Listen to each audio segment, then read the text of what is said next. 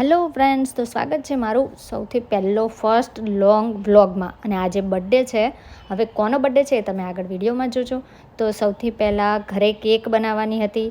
એના માટે મેં આગલા દિવસથી તૈયારી ચાલુ કરી દીધી હતી. જ્યારે જનરલી કેક બનાવું છું ત્યારે હું આગલા દિવસે જ તૈયારી સ્ટાર્ટ કરી દઉં છું. સ્પોન્જ છે એ પહેલાં રેડી કરી દઉં છું.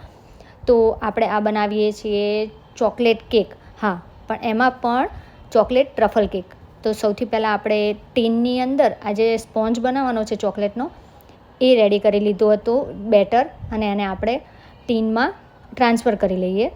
હવે આ 500 ગ્રામની કેક છે.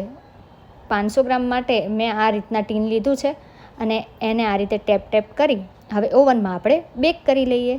તો આપણી કેક છે સ્પોન્જ એ બેક થઈ ગઈ છે, એકદમ રેડી છે. તમે જોઈ શકો છો એકદમ પરફેક્ટ આપણો સ્પોન્જ છે એ રેડી થઈ ગયો છે. તો હવે આને આપણે ડિમોલ્ડ કરી લઈએ. ટીન છે ગરમ હતું એટલે કપડાથી પકડી અને આને આપણે ડિમોલ્ડ કરી લઈએ. એક મેં પ્લેટની અંદર આ સ્પોન્જ છે એ કાઢી લીધો છે અને હવે હું તમને બતાવું છું કે સ્પોન્જ છે આપણો કેવો રેડી થયો છે. તો જુઓ કે સ્પોન્જ કેટલો સરસ એકદમ ફ્લફી અને સોફ્ટ એકદમ રેડી થઈ ગયો છે. અને આપણે પાછળ ગોટુની મસ્તી પણ જોઈ શકો છો કે એ કઈ રીતે મસ્તી કરે છે. અને સ્પોન્જ છે એકદમ ગરમ ગરમ છે. તો એને મેં રાત્રે મોડા બનાવું છું એટલે હું એને શું કરીશ કે ક્લિંગ રેપ કરી દઈશ. તો અહીંયા મેં ક્લિંગ રેપ લઈ લીધું છે અને રેપ કરી સ્પોન્જને અને આખી રાત માટે હું એને ફ્રીઝમાં મૂકી દઈશ. એટલે શું છે કે બીજા દિવસે મારે લોડ ઓછો પડે. અને અહીંયા જો આપણે ટાઇલ્સ છે ને એમાં આપણે ગોટુભાઈ દેખાય છે તો એ ડાન્સ કરે છે અને મસ્તી કરતાં કરતાં પોતાની જાતને ટાઇલ્સમાં જોવે છે. હવે આપણે આ કેક છે એને ક્લિંગ રેપ કરી દઈએ અને એને આખી રાત માટે ફ્રીઝમાં મૂકી દઈશું. અને પાછળ ભાઈ મસ્તી તો ચાલુ જ છે. અને દેવસ્ય છે એ મને બધું પૂછી રહ્યો છે કે મમ્મી શું શું કરશો, કઈ રીતે કરીશું. તો અહીંયા આપણી સ્પોન્જ છે રેડી છે. હવે એને આપણે ફ્રીઝમાં મૂકી દઈએ. તો સ્પોન્જ ગયો ફ્રીઝમાં અને ચાલો હવે આપણે સૂઈ જઈએ. Bye bye. તો બીજા દિવસે મેં આ કેક માટેની તૈયારી કરી હતી.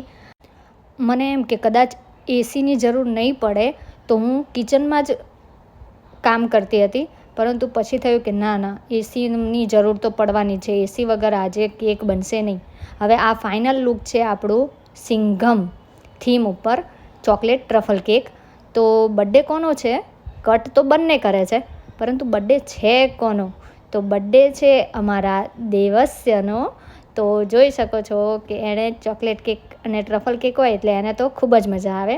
સાથે એના ફ્રેન્ડ્સ અમારે ઉપર રહે છે, એમનો બાબો છે, એને પણ કેક બહુ જ ભાવે છે. જ્યારે પણ હું કેક બનાવું ને ત્યારે એને વધારે ઈચ્છા થાય કેક, આંટી કેક. જો તમે જોઈ શકો છો કે પહેલો જ બાઇટ દિવસે એને આપી દીધો. પછી આવ્યો ગોટુનો વારો. ગોટુએ ભાઈને ખવડાવ્યો અને ભાઈએ ગોટુને ખવડાવ્યો. ત્યારબાદ દિવસે મને ખવડાવ્યું. મને અને દિવસેને બંનેને આ ટ્રફલ કેક ખૂબ ભાવે છે. પછી આવ્યો પપ્પાનો વારો. દિવસે એના પપ્પાને ખવડાવ્યો અને પોતે પણ ખાધો. હવે અમે લોકો બધા રેડી થઈ કેક કટ કરી અને પહોંચી ગયા અનલિમિટેડ પિઝા ખાવા માટે.